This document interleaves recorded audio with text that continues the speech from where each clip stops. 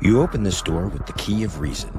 Beyond it is another dimension, a dimension of truth, a dimension of freedom, a dimension of joy.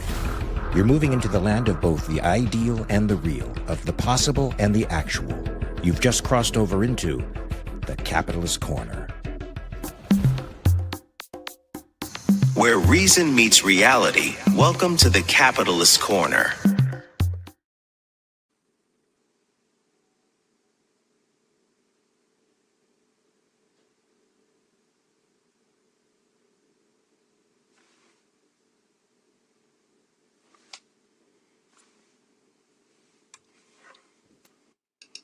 Can you hear me now? Yes. What's up with my mute button? All right. Well, welcome to the show, everyone. This is the Capitalist Corner. We have the wonderful James Stevens Valiant with us. We have an absolute ton to discuss. Per usual, we are in no way affiliated with the American Capitalist Party, although our normal co-host, Mark Pellegrino, is the chairman of the party, and I am the vice chairman.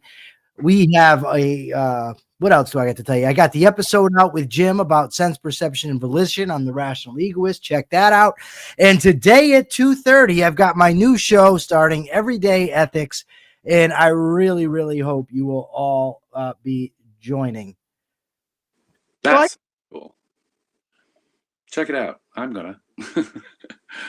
I want to ask you a question, Jim. Yes, sir. About ethics and about violence. Okay. I come across a lot of people online. And I think it's a really, I think that initiating force is wrong. Put that to one side. Automatically, we know that, right? But I think there's something especially dickish about people online who act like complete assholes. And then when the proposition of getting punched in the face comes up, oh, violence is wrong. Violence is wrong. The fact that violence is wrong is not an excuse to be an asshole. No. And the fact of the matter is this, right? In life, people are violent, whether it's right or wrong. And for the people who do this, I'm specifically speaking of libertarian types that I've been getting kind of into with. The people that are violent don't give a fuck about your non-aggression principle. I mean, they really don't. I mean, you can yell it till you're wrong. You still have a broken nose. Right. Like I'm having coffee with a good friend of mine later, guy I grew up with. This guy's been shot. I think he's been stabbed. Was it wrong for the guy to shoot him? Of course. You know what? My friend still got bullets in him. Yep. You know what I mean? So being an asshole doesn't justify the use of force. No, but I just think there's something especially cowardly about it. Yeah. Like I long ago learned, Jim, that I don't say things to people or behind people's backs that I won't say to their face. Wise, man. You know what I mean? Let me just say, I'm not that I've never done it or never will do it or never slip up, but as a general rule, I don't do that. I told you something that someone said about someone else, and I won't fill in the names earlier this morning, but I only said that because that person made it known. So in other words, I agree with you. You don't talk crap behind a person's back. You wouldn't say to their face. Right. Right. In prison, there's this half myth that rapists and child molesters have it really tough, right? When I say half myth, here's what I mean. It's true when the guy can't fight. Then everybody picks on him. Everybody messes with him. Call him rapist, kitty diddler, whatever. If Mike Tyson. Well, here's the thing. Years ago, I was with a bunch of guys and they were picking on some child molester, little small guy. And I told them, well, what about the guy over there? And they said, oh, but he bench presses 400 pounds. Oh, wait a second. What happened to your principled stance? Right? And there's guys I knew in prison that were lethal. And I promise nobody ever called them rapists or picked on them or started fights with them. It's always reserved to the small guy. The bigger factor is the odds of success element in attacking Right. someone. But it's what it reminds me of when you go online and you call people names or you badmouth people or you intentionally try to poke people. It's not right for that person to just respond in a violent way or in a threatening way. But that doesn't excuse your behavior. No. For being a dick. Right. All right. And sometimes I can even say to myself, that guy was such an asshole. He had it coming. And in the back of my mind, I say, no, he didn't have it coming just from his being a jerk. But part of me is saying in the back of my mind, but don't get me wrong, it's not objectivist. But there is part of me in the back of my mind that says any fool would have recognized that say you are giving crap to a Mike Tyson. I'm thinking to myself, boy, that guy is asking for it. And when it happens, you say, okay, of course, a battery is a battery, and Mike Tyson was guilty of punching the guy and maybe, putting him in a hospital. But the point, though, is that what was the provoker? What was going on in his head as he was provoking Mike Tyson? I knew a guy, Mike Tyson. It's funny you bring him up because he said I saw an interview with Mike, and Mike said, I love tough guys. He says, I always ran into these tough guys in prison. He said, they were always tough until I brought it to them. And I laugh because I've seen it a million times. And I'm not a tough guy. Like, I'm not the guy in prison threatening people. Believe me, I'm not. Right. But I knew this guy. This guy was, when I say lethal, I mean lethal. Like, this dude was lethal, not tough. This guy is going to cut your heart out. I mean, and he got into an argument one day on a basketball court, and another guy, both were my friends in prison. The guy said to him, well, what do you want to do? You want to fight? And he looked at him, the guy, and he said, oh, I don't fight. And I promise you that dude never messed with him again. He's okay. All right. And I say this, up your spine. The reason I don't know, it's just that I think that people sometimes, I once saw Maj Toure, the Black Guns Matter guy.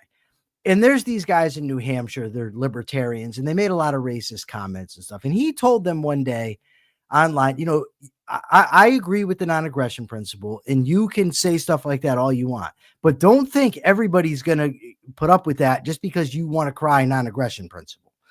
And that's kind of what it reminds me of. But it shouldn't even come to the threat of violence. Can't we just be civil to human beings?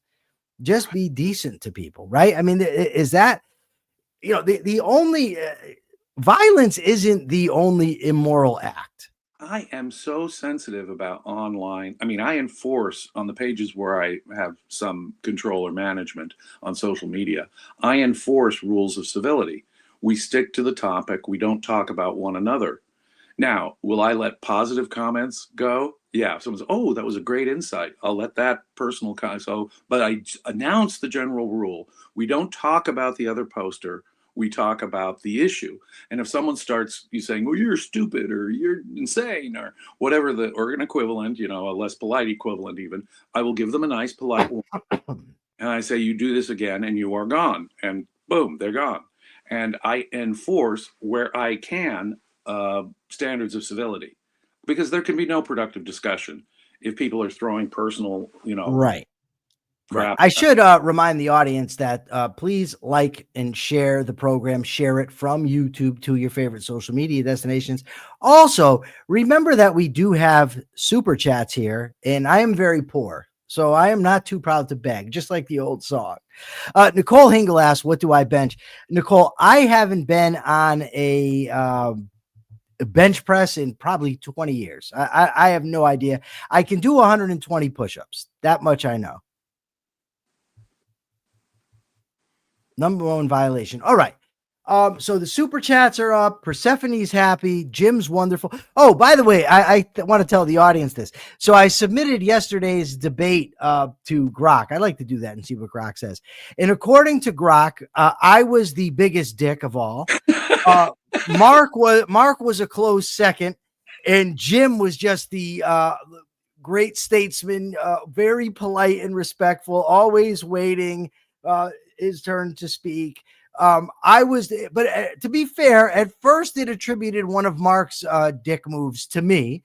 So I had to correct Grok and say, no, that was not me. That was Mark. And then so Grok brought it up. It got closer. At first I was way out ahead because of that, but that brought it closer. But Jim was the elder statesman by far. Grok loved Jim. Well, someone's got to be the grown-up in the room, okay? I mean, Grok even docked me points for bringing up Mark's mustache. see, now that was a directly personal remark.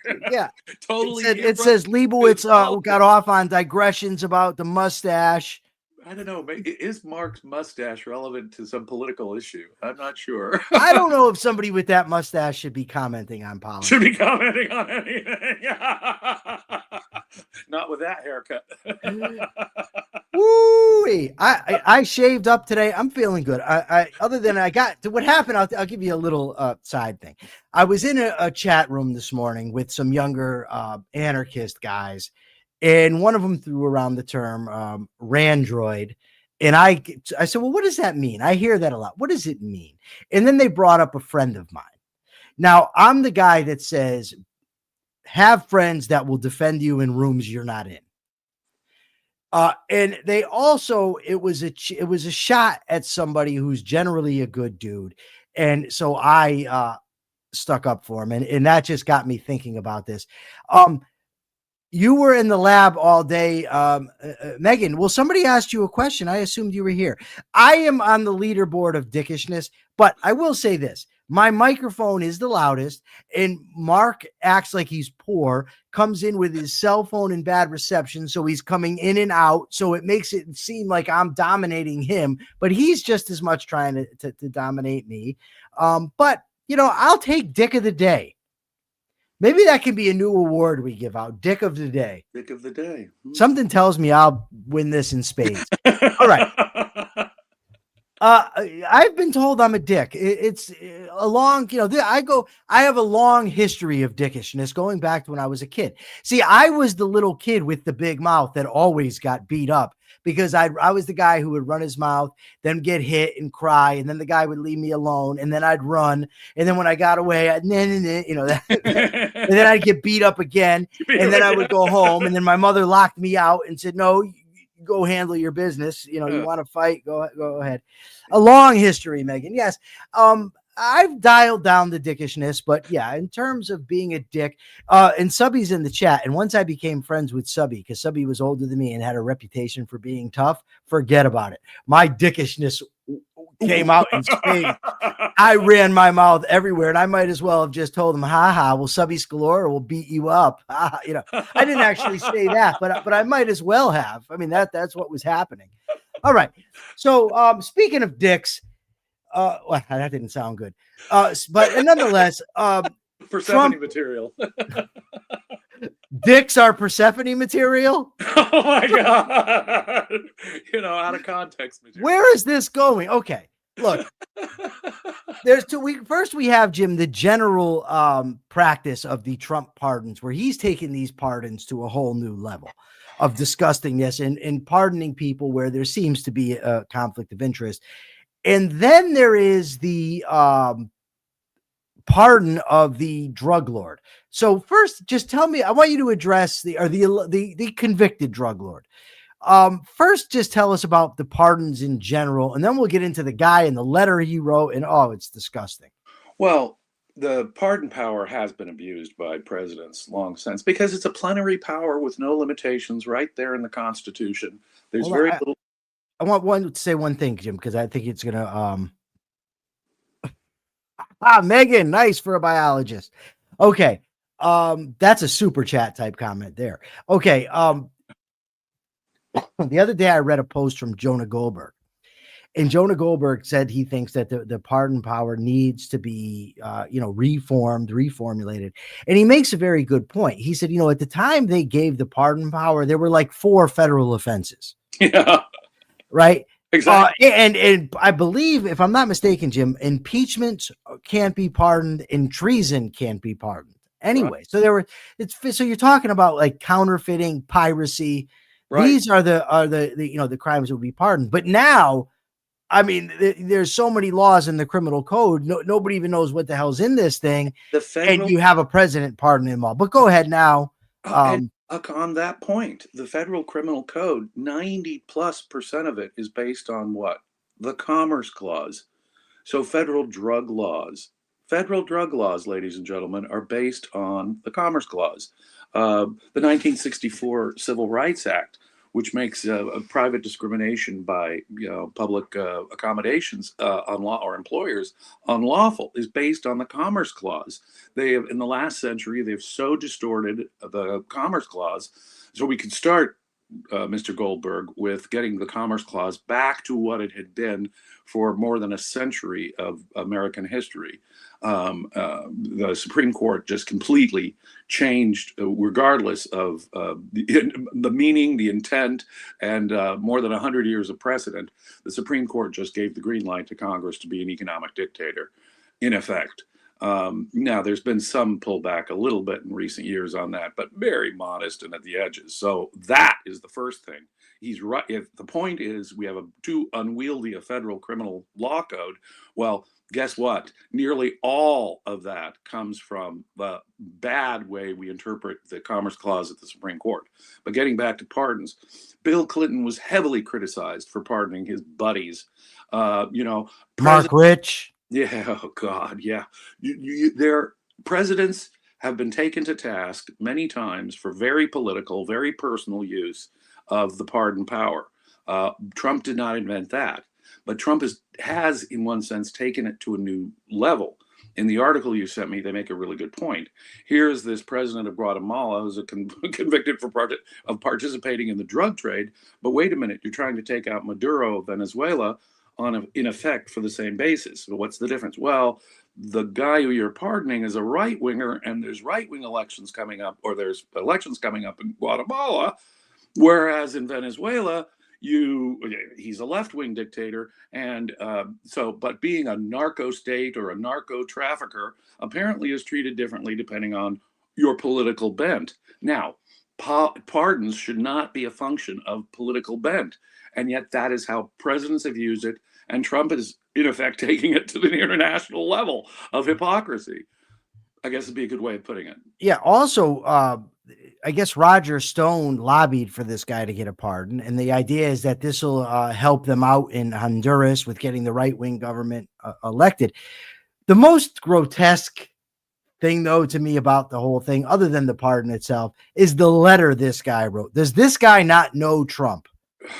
Yeah. Oh, Mr. Trump, I know you would understand being persecuted and standing up for what you believe in and fighting for your country. And I'm a victim of Biden, just like you. And you just know Trump's eating that up. And that's what he's going to say when they say, well, what about this pardon? Oh, well, it was Biden. I was told that Biden railroaded this guy. Yeah, that's what we want. I was told. So you don't have, in fact, there's an office at the Justice Department in Washington, D.C. that reviews requests for pardons and clemency.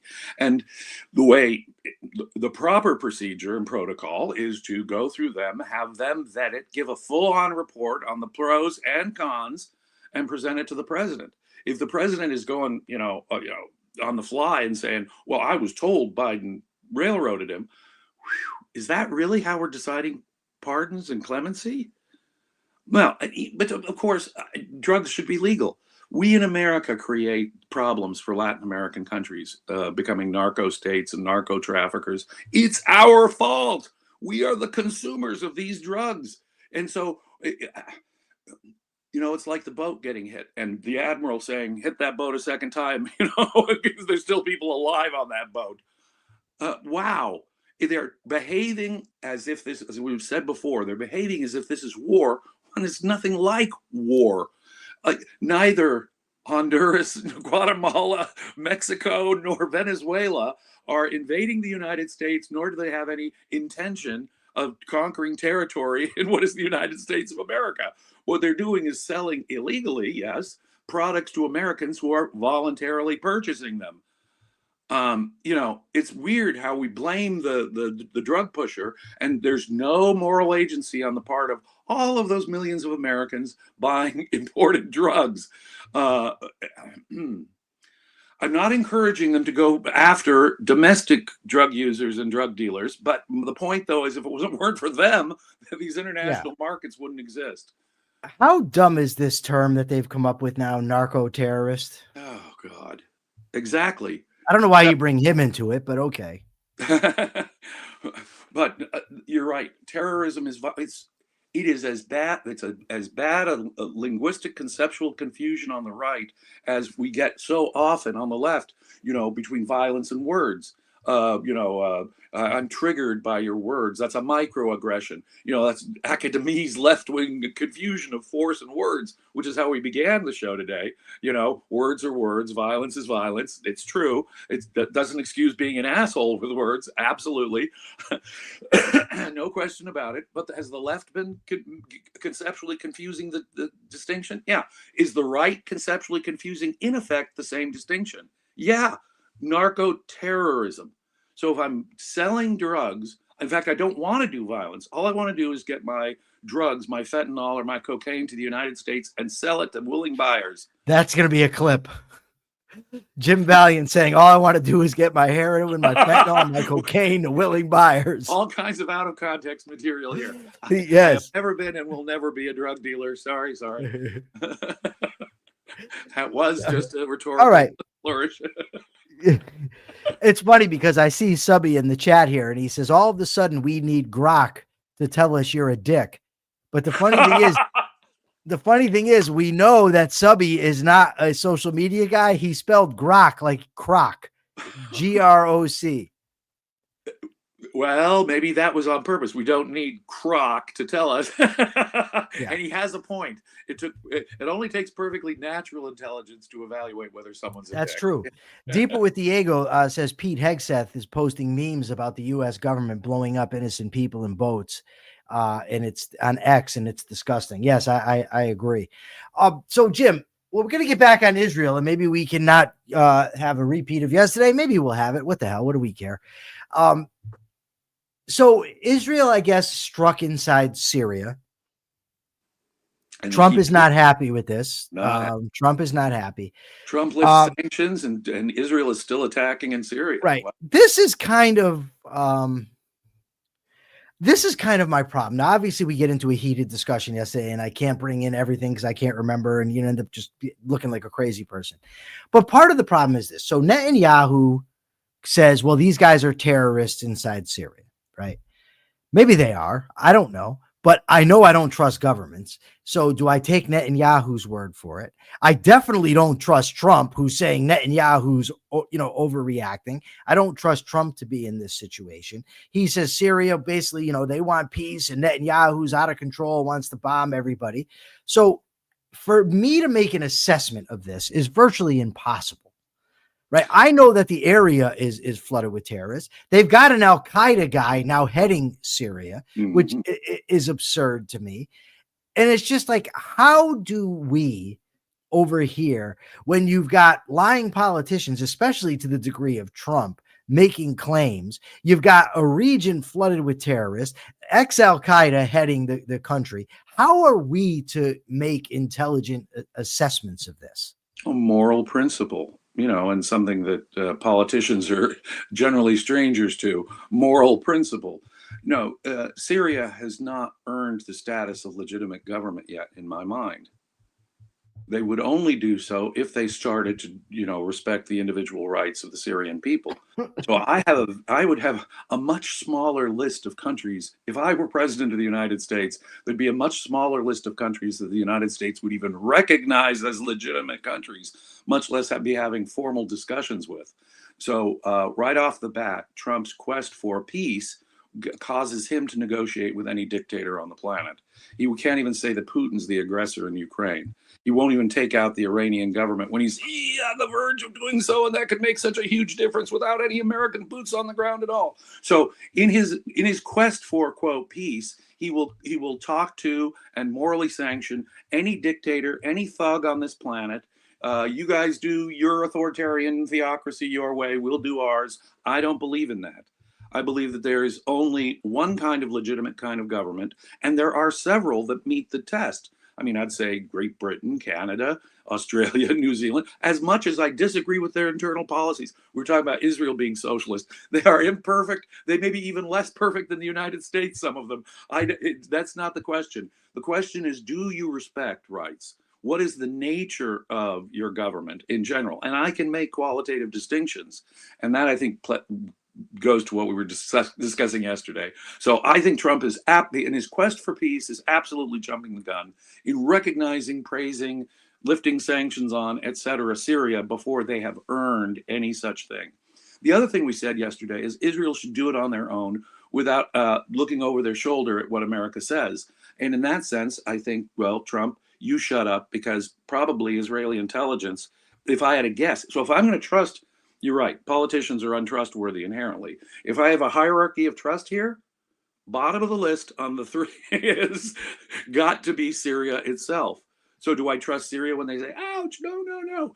Next up, I don't know by what degree, would be Mr. Trump.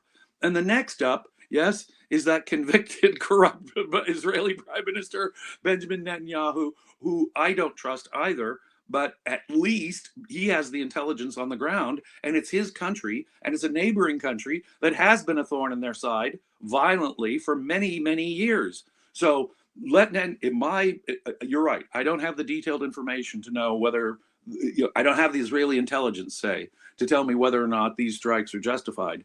But all other things being equal, I am on Netanyahu's side in making Israel secure here.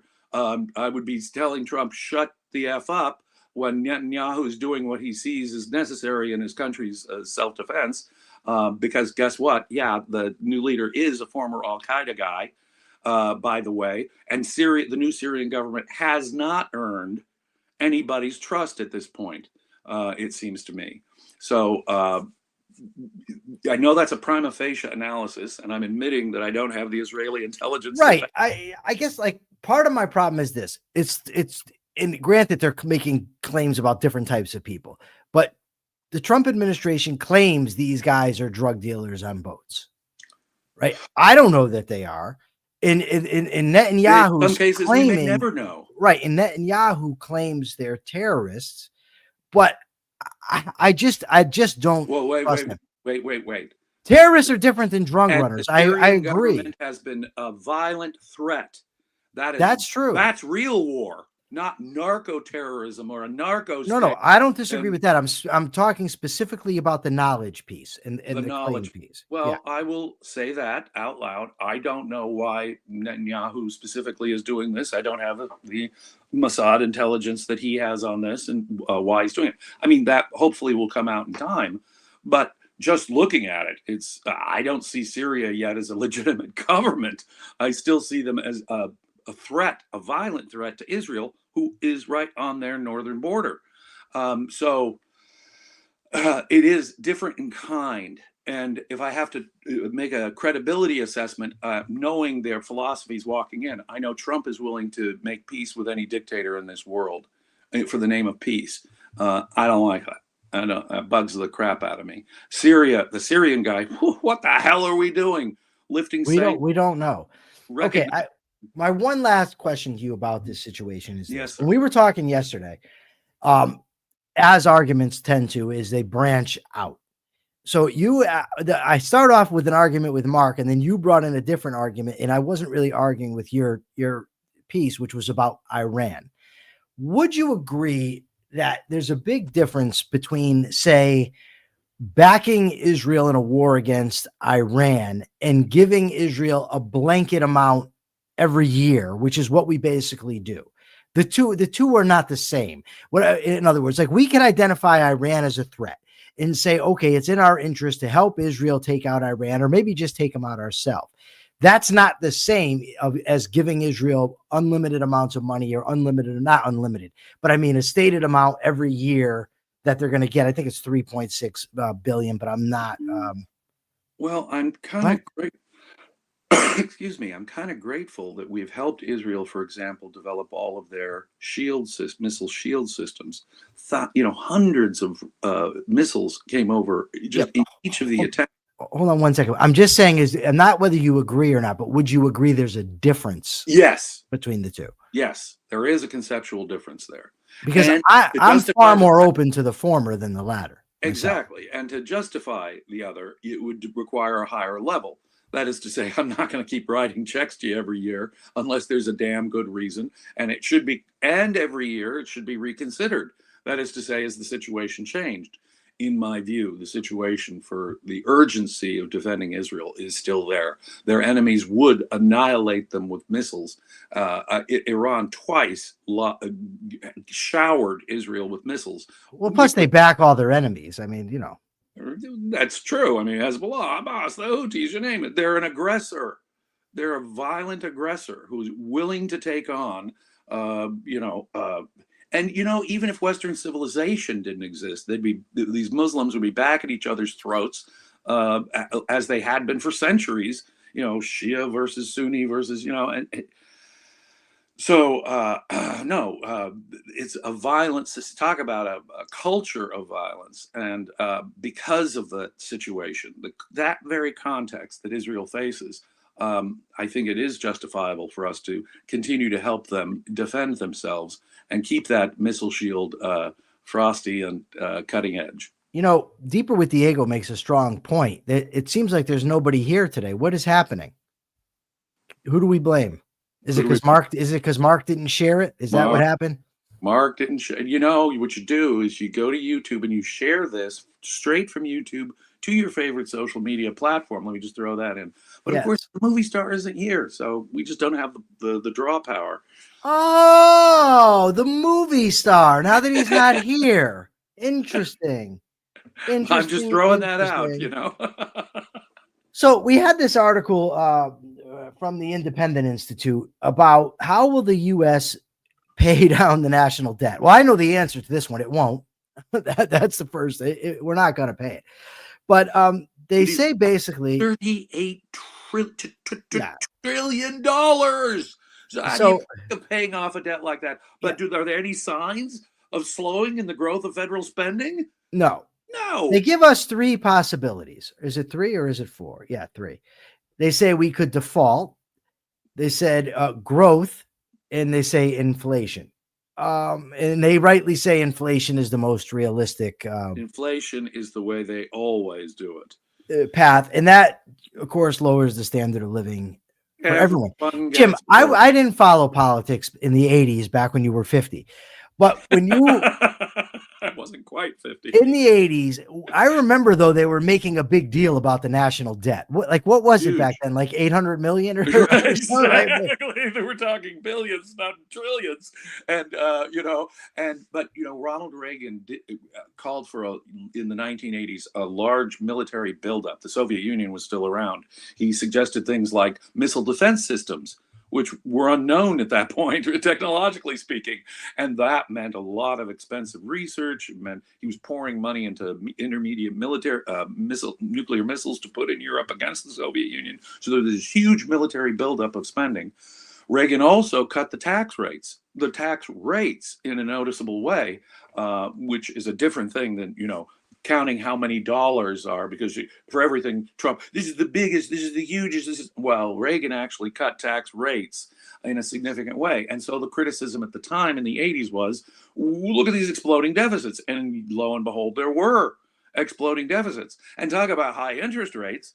Volcker had come in to fight inflation, and what did he do? He slammed the brakes on the inflation machine with such harshness. We had 18, 19, 20% interest rates back in the early 80s. So the government was swimming in what was then a comparatively large deficit. And so the Republicans were deficit hawks, to try and respond to that, when they were in fact generating this huge deficit. Democrats were leading the parade, though, saying, Reagan, you're creating this giant deficit. And can you imagine Democrats with that same emphasis on debt and spending today? That same sort of concern? Well, your defense spending is... No, it's all you have to do is look at the recent experiences with, say, Obamacare, to know that they didn't give three figs for the deficit. That was all politics. Americans cared about the deficit in the 1980s that was growing and becoming fiscally problematic. But it did condition politics of the 90s. And so it was that when the Republicans did come in the midterm, Clinton's midterm, Newt Gingrich and those guys, and there were some Republicans who weren't willing to just lay down for the Democrats anymore. What was their issue? Deficit spending. Because we'd had a decade of Democrats in the media conditioning us. Deficits are out of control. Reagan blew it on deficits. Okay. And so the Republicans in Congress sort of compelled Clinton into a position where we actually ran. I think it was a brief and shining moment where we didn't run a giant yearly deficit. All right, let me see what else we got here, Jim. We got other stuff. Oh, this is something interesting. You asked me about this the other day. Luigi Mangione, the alleged killer of United Healthcare CEO Brian Thompson, began his latest round of court hearings on Monday. Mangione's lawyers are attempting to block prosecutors from using any of the evidence obtained during his arrest, citing alleged unconstitutional conduct by police. Now, you asked me, Jim, what my thoughts are on the exclusionary rule. So the exclusionary rule, just do a little bit. It's also, I think it's the same thing. To correct me if I'm wrong. It's basically the fruit of the poisonous tree.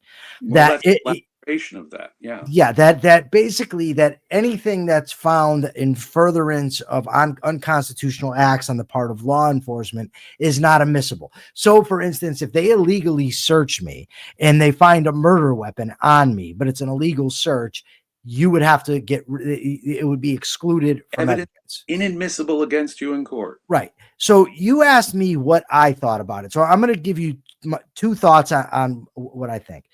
The constitutionality of it, I'm sketchy. I don't know enough about the original meaning of the Fourth Amendment to really give an intelligent answer on that. I have read, though, where strict constructionists have taken aim at the exclusionary rule, saying that this wasn't part of the original meaning of the Constitution. And now, I think under your conservative approach, the exclusionary rule would be mostly gone. It might be. It was a creation of the Supreme Court. They called it prophylactic rules that would protect rights in a significant way. But I will say this, morally, I think that I agree with the exclusionary rule.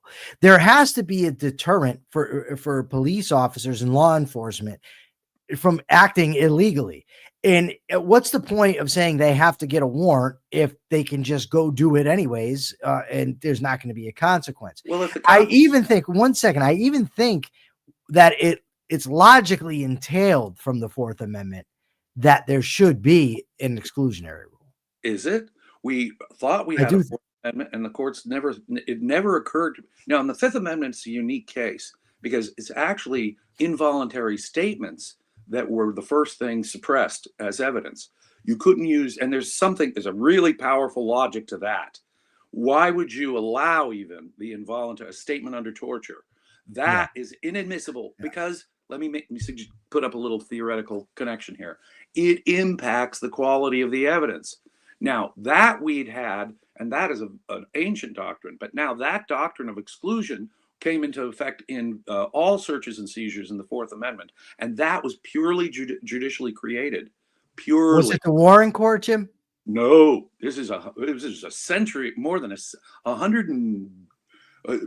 least 100 years ago. They started using the exclusionary rule in a broader way, but for more than a century, almost a century and a half, the Fourth Amendment didn't include an exclusionary rule. So how do we enforce the Fourth Amendment? You can fire the cop.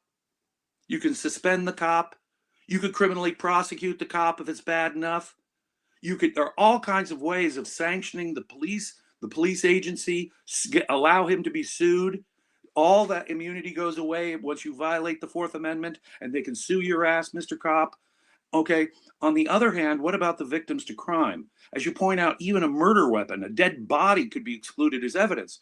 Why don't we let the jury, and this is sort of the way I would do it, if it wasn't like a statement, an involuntary statement, where the quality of the evidence was affected by the illegality of the search, I would let it in and let the jury know. And by the way, the cop violated the rules when he did that. That was a violation, ladies and gentlemen, of the Fourth Amendment. You may take that into consideration when considering this evidence. On the other hand, do we let the victim not get justice, and we exclude from the guilt or innocence phase of a trial evidence of murder. It seems to me, and if we didn't have this, again, there are so many things that ought not to be the law. Drug laws are, in particular. I was just thinking that obfuscates so much. Mm-hmm. And because that's where by and large these violations come in. It's not in the murder case. It's in when I was a prosecutor, it was so funny. The older prosecutor, I said, I'm going into a search and seizure motion, like the Luigi Mangione case. This one could last for days. I don't know the outcome. We're going to fight for it. If it was a murder case, there was this older prosecutor at the DA's office who would say to me, "Oh, Prince," he called me Prince because of my name Valiant. "Oh, Prince, this is a murder case." You see, if it's a drug case, well, then the judges are going to be, that was a little technical error there. And we don't have a problem with suppressing the evidence. In murder cases, they actually use a kind of different standard for on these search and seizure motions. And that was a practical reality. Now, under existing Fourth Amendment law, the search from what I have read, and I haven't read it all, but I've read, I think, enough to tell you that the search of his backpack incident to his arrest was perfectly okay under existing search and seizure Fourth Amendment law. So I hold on, Jim. Because I want you to answer this, because Nicole Hingle says, how do exigent circumstances fit in? Now, from my understanding, if somebody's in flight, if they, they're witness to have committed the crime, they're running away, I already said in flight, or if they've got things in plain sight, those situations would count as exigent circumstances, right? Take, for example, the entry into a private home. Normally, and this is the big, strong rule, you need a warrant. You need a judge-approved search warrant, boom, with probable cause laid out before you ever do the search to walk into a home. There are circumstances. What if you just witness a murder and the murderer just saw stab a woman, runs into a home, right, and running after her? Or the cops get to a neighbor calls 911. There's screaming going on next door. The cops get there and they hear inside, "Help, help, help. He's attacking me." Can the cops, do they have to wait for the judge to get on the phone? Many times at 2 a.m, I was woken up. Like some cop would say, "I need a search warrant, ... We'd wake up the judge. We'd do at 2 a.m, we'd do a search warrant as quickly as we could. But can we wait even that long? The hour or two it will take to save the woman who's screaming inside the house. That's what we call exigent circumstances. And these are adjudicated by the court, not the jury, before the jury, because the judge has to decide what's admissible and not admissible in many cases before the jury even assembles to hear the evidence. But it's a fact-sensitive decision that the judge is going to have to make within his or her discretion. That gives him a leeway, you see. And in murder cases, that kind of fact-sensitive assessment and within the court's discretion is going to lean very heavily on admissibility in murder cases in a way that it doesn't, let's say, in simple drug possession cases. Now, in the case of a warrant, right? Yes, sir. I believe it's specified in the Constitution, but I might just be misremembering. But they have to actually put down and identify what it is that they're looking for. The persons or things to be searched or seized. Yes, yeah. They can't just go in randomly and start poking around and find no warrants. The Fourth Amendment, if I'm remembering correctly, says no warrant shall be issued. But upon probable cause, specifying the persons or things to be searched or taken. Yeah, some language to that effect.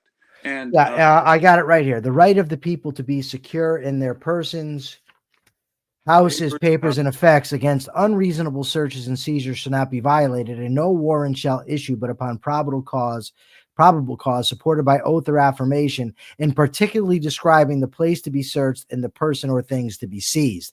Boom. Yeah, so they can't, like, for instance, I remember when my house got raided, and on the warrant, it said they were searching for heroin, they were searching for cocaine, they were searching for marijuana, and they were searching for firearms. So they specified everything that they wanted to find in the house. And they have reason to believe it would for each one be at that location. Right. Convince the judge it will probably be at that location. Now that's really each thing on the warrant. So they can't just say, well, we have probable cause he's going to have this, but let's just throw in the other stuff too. Exactly right. And there are rules about return. In other words, once you've gone in, you've done the search, you've taken stuff from the house, you've got to give an inventory of what you Right. took, and a report on where you found it. Yeah, it's funny because And a really interesting example. If a cop comes in on exigent circumstances, say he hears the woman screaming, and he says, "Okay, we're going in." We go in, we find the woman, and she was saying, "No, I was just scared at a movie." And the guy's, asleep in the bed, and there was no attack going on. It just sounded reasonably, from their objective standpoint outside, the woman might have been. Let's say that's the case, and we have audio recordings to prove that even you would be scared. But they made entry, no big deal. And can they now, because they validly entered the home, whether there was an attack or not, can they now start going through the drawers of your bureau? No, they may not. The exigency was not related to, say, finding heroin in the house. Well, if I'm searching for heroin, now I can do a detailed search of the drawers and places where heroin might be secreted. You see, if I enter on exigent circumstances, now let's say it's in plain sight. Let's say they see something right there on the coffee table as they're walking in. They don't have to ignore what they see in plain sight if they validly entered with exigent circumstances. See how it works? And you notice how the Fourth Amendment nicely distinguishes between unreasonable searches and warrants. See, not every reasonable search requires a warrant. Let me tell you how stupid I am. Two funny stories about when my house got raided. The first is I had a court date for another crime altogether, and I went to court. Okay, a week before this, my grandmother went to the hospital. She I can't remember what for, but the ambulance came and got her. When they came and got her, the cop said to me, "Hey, Mike, what room is yours?" So all right, it seemed pretty obvious to me what was happening. So I ended up going to court, maybe the next day. I don't know how long. And I told my lawyer, "Hey, listen, this cop was in my house for my grandmother, and he's asking me what room is mine." And my lawyer says, "Well, Mike, go clean up your house. Don't be an idiot." I said, "Okay." Well, so I leave court and I go home, and I'm going to go. I had drugs in the attic, and I said to myself, what the hell? I could afford an hour nap. They're not going to come here within the next hour. And of course, Murphy's Law. Oh my God. I lay down for a few minutes, and then I hear, and I look out the window, and here they are. Yeah. Yeah. So that's the first. So that's the first thing. The second thing was I had, no joke, I had 150 in my attic, 150 dime bags of Coke in my attic. When they give me the inventory that you're talking about, it said 19. Now, they were all together, right? There was no 19 here and 130 here. Now, granted, I wasn't upset about it because, it's 131 less bags of drugs that I'm charged with. It's going to be a lower sentence, probably. Right, of course. But nevertheless, fair, right? Yeah. Somebody took it. So what they did is, okay, now, this was my impression the minute I got into law enforcement. The least trustworthy cops are the narcotics division. That's where the corruption is. That's where the money is. That's where the money is. Of course, That's where the corruption is. We had cases in San Diego where cops were involved in search warrants of drug dealers, and money and drugs would just disappear. Isn't that funny? Isn't that funny? No, this whole war on drugs is the single biggest corrupter of law enforcement that we have out there. So I can tell you what happened in your case. You have 120, whatever. Okay, we don't need that many to get him for possession for sale. 19, that's possession for sale. Okay, so we can still charge him for possession for sale, but what happened to that other 100? It's not like I was gonna. Hey, where's the rest of my stuff? You know what I mean? Like, and they know that. And they know you're not going to come into court and say, "Well, there was more than 100 more such baggies." Right. But then, so they took my drugs, they took my money. Luckily, the firearm that I had in the house and the rest of the drugs, my partner had left.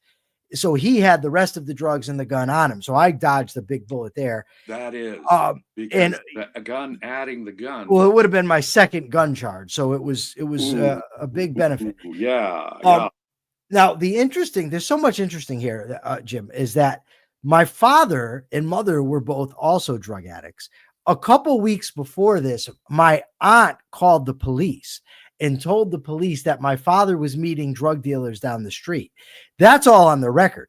And they didn't find the drugs in my room. They found the drugs in the room in my father's attic. Mm-hmm. So had I gone, I had so many charges, it didn't matter. But had it been just that, I could have won that at trial easily. Well, exactly. Easily. But this is interesting. So they take my money. Now I'm in prison, 2 years later, for everything. Everything's just, unraveled. I'm in prison. I'm doing my time. I think they took is either $700 or $900 from me. So I get this letter in the mail from the court, and the court says RE 900 and whatever dollars. And they call them, and I call them. They said, look, Mr. Liebowitz, we're not going to give you, I thought this $900, it's gone. It's, they took it. They said, we're not going to give you $900, but we're willing to negotiate and give you $400. I'm like, negotiate for? All right, I'll take the $400. And what's the logic there? If it was the proceeds, as they would assume, I have no idea. That's just, and it's dumb. If it's drug money, you take it all. If it's not drug money, it's mine. You give it back. Oh, right. But I thought it was gone forever, and now I got $400 for commissary. I'm buying books. I'm living it up. So the whole thing worked out. But it's just my experience with law enforcement, and this goes from the precinct cops all the way up to the trial court and everything else. And I've known a lot of good cops. I'm not here to besmirch police officers. Most of them go in for very noble reasons from their own. Right. I'm not that guy, but I will say this. I have witnessed corruption from getting pulled over all the way to trial. And look, I'm not saying that I was guilty. I deserve to be in prison. I'm not making excuses. But I'll tell you this, every cop that got on the stand and testified in my trial lied. I don't know that they had to lie. I don't know, but they did lie. Well, and something, let me throw in this as well. Do you think that the exclusionary rule encourages cops to lie or discourages cops to lie? Well, it encourages them, but at the same time, these cops were so I told them, listen, this is where the clothing is that you're looking for. It's in my attic. I made bond. I got home. The clothes were all on the floor in my bedroom. They took it out of the attic and threw it on the floor. And then when I went to trial, they told the judge that I lied to him and told them the clothes were there when they weren't. I'm like, wait. Then the cop says, we found, they said, did you find that the knife used in the stabbing? And the cop says, no, but we did find an abundance of knives in the kitchen drawer. And my lawyer said to him, is that odd that you would find knives in a kitchen drawer? And he says, no. And then the guy, my lawyer says, okay, if I was on the jury, that would hurt the cop's credibility in my mind. It did. I was acquitted of anything to do with a knife, largely because of this. Then I did have a knife in my car, but it wasn't the knife used in the stabbing. I had a knife because I used to smoke a lot of weed, and we used it to cut blunts. So my lawyer says, was this the knife, the one you found in the car? Was that used? No, it wasn't. Okay, did you ever find the knife used? No, we didn't. The prosecutor then argued, no, that might not have been the knife used, but it shows what kind of person Mr. Liebowitz is, that he's carrying a knife around. So on appeal, Jim, I brought that up, and harmless error. But it was error. I was about to say, it strikes me on the face of it that that's error, because I can't bring up your character. No, unless I take the stand. Well, your character, every witness, and you don't have to take the stand, you have a right against it. But every witness who takes the stand, their credibility is always an issue. Now, is their general character of the defendant an issue? Normally not, unless, again, you, the defendant, your lawyer says, I'm going to call his friends and Sunday school teacher and say, what a good guy this is. You could put your good character into evidence. That permits the prosecution to try and rebut that evidence with bad character evidence. But until and unless the defendant brings up character, it is this crime we're talking about, not your moral character in general. That is generally regarded as prejudicial. Who cares what his character was? Because that would distract you from the proof about this case. So if and only if the defendant puts his good character into evidence, can the prosecution attempt to rebut that with bad character evidence. So they rarely do it. Let me tell you, it keeps defendants off the stand if they know they have felony priors, is guess what? Every witness's credibility is an issue. Can And come so up. I can say, Right. weren't you convicted of theft or perjury or to show he's dishonest? Yeah. Now, us criminals are idiots and we think we're smarter than everybody. So, of course, I wanted to take the stand because I'm thinking I'll get up there and I will mesmerize these people with my lying. I will lie so well. I'm going to trick everybody. My lawyer, no freaking way. He's begging. Well, it's your decision. It's one of the things lawyers can do on their own. One of the things they can't do is force their client to take the stand. Or say you've got to do it, or I'm quitting because she's not. No, it's your right, your personal Fifth Amendment trial right not to take the stand. But I'll bet he was on his knees pleading with you. It's the stupidest thing you could ever do, Michael. Do not. Yeah, she said, no way. No way. No way. And believe me, I'm just going to say this as part of my experience. When lawyers, especially criminal lawyers, tell you to shut up, it's generally right to take their advice. Because when a defendant took the stand in a criminal case, I had a hard time suppressing the glowing smile that would come from ear to ear across my face, as I knew I would be able to rip him to shreds on cross-examination in front of the jury. There were times when it was absolutely the cincher, and I talked to the jury afterwards. They said, well, yeah, Mr. Valiant, we probably would have gone guilty even if he had, but when he took the stand, boy, that reduced our deliberations from 3 days to 3 minutes after he took the stand. Thank you, Mr. Defendant, for taking the stand. Yes, the criminal Rittenhouse probably saved himself by testifying. Rittenhouse, though, wasn't a criminal. That's the difference. True. That's true. And there are certain cases where you should, where the jury expects you, if you're claiming self-defense. Well, if it's an affirmative defense, exactly. You have to, the jury is really going to need you to take the stand if you're claiming self-defense. Yeah. Right. Okay. I just want to give you one of these interesting things that happens in life. So the judge that sentenced me, he sentenced me to 27 years consecutive with another 6 years for a total effective sentence of 33 years. On the day I was sentenced, he said to me, Mr. Liebowitz, I see nothing redeemable about you, about your background, or about your future. You've shown yourself to be incapable of anything, blah, blah, blah. So years later, what was it? Must have been 2000, I want to say 19. I went to court for a sentence reduction. And I got it. That day I got 2 years off my sentence. And then another time I got 3 years. So I got a total of 5 taken off. The day I got the 2 years taken off my sentence, when I went to court for that, was the day of the funeral of the judge that originally sentenced me. Ooh, wow. What my lawyer told me that, I thought, what an interesting story. Wow. Yeah, a Jungian synchronicity. We were just mentioning that earlier. Oh, yeah, we were talking about that earlier. That's not just out of the box. Okay, Jim, we need you to give the capitalist thought of the day. Rights are a complex matter. The enforcement of individual rights are a technical legal matter. Now, the concept of rights is both a moral and a political concept. It is the concept essential to capitalism.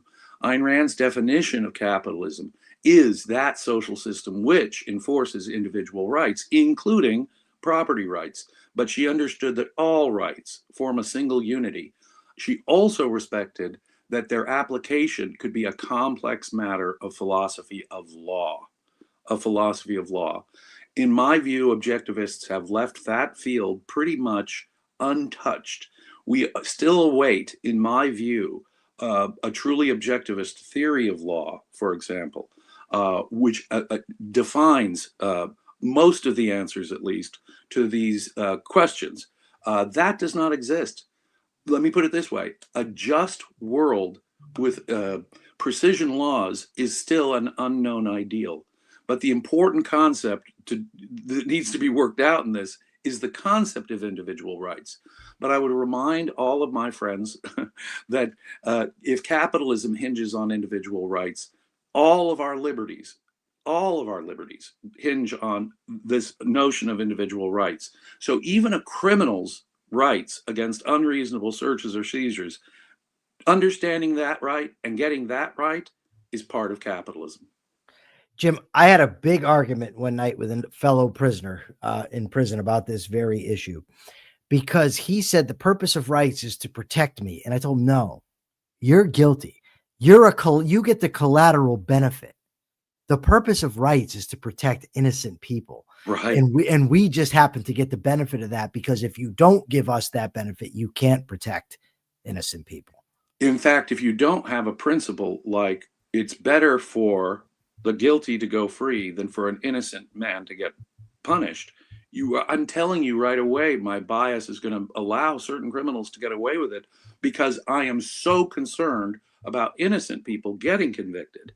And if you walk in the door with that, and everyone working with law enforcement should have that integrated into their head. And again, believe it or not, ladies and gentlemen, that's part of a capitalist system. Jim, you rock. All right.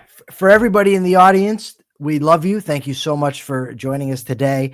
Please go to YouTube, our YouTube station, The Capitalist Corner, and answer this question.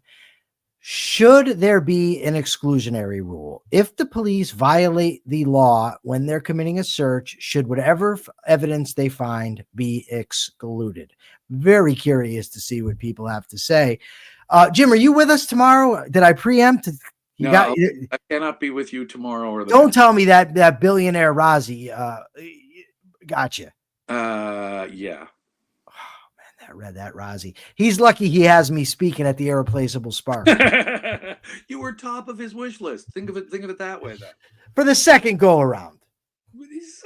Well, the first one was focusing on, it was a bunch of millionaires. So yeah, Razi and Mark, you were there. All right. Thank you, everybody. Till tomorrow, please check your premises.